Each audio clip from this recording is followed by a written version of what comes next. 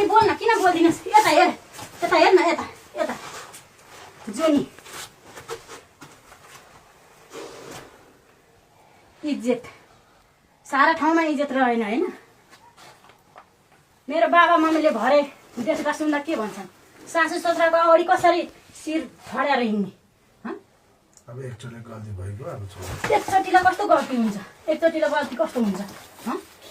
एकचोटिको कस्तो गल्ती हुन्छ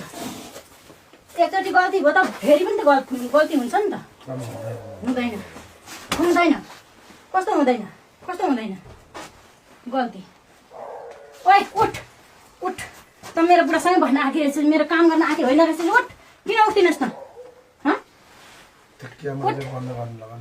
क्यामेरा किन बन्द गर्ने क्यामेरा म्यानहरूलाई मैले बोलाएर ल्याएको सरहरूलाई मैले बोलाएर ल्याएको अस्ति पनि यसै गरेर हतार छोडेर आउनुभयो पसलमा सबै कस्टमरहरूलाई मैले बिदाई गरेर साँझमा आउँदाखेरि पनि यस्तै होस् त भनेर एकचोटिलाई मैले छोडिदिएँ फेरि हिजो पनि आएको त्यस्तै चाहिँ यताउता हेर्छु कहीँ देख्दिनँ मान्छे कहाँ हो एकचोटिलाई कस्तो सरी हुन्छ एकचोटिलाई गर्ने बेलामा मन परी सरी हुन्छ भन्ने बेलामा कस्तो सरी हो ओइ त किन बोल्दिनस् उठ्न त मेरो काम गर्न आँखी कि बुढासँग लभ गरेर सुतेर बस्न आँखी है बोल उठ ठुक्क तेरो जुनी त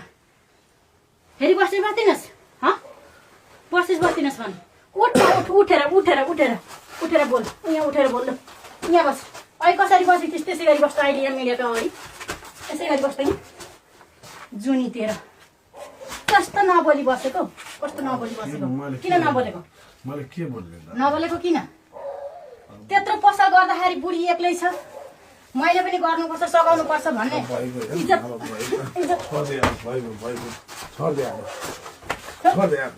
त्यसैलाई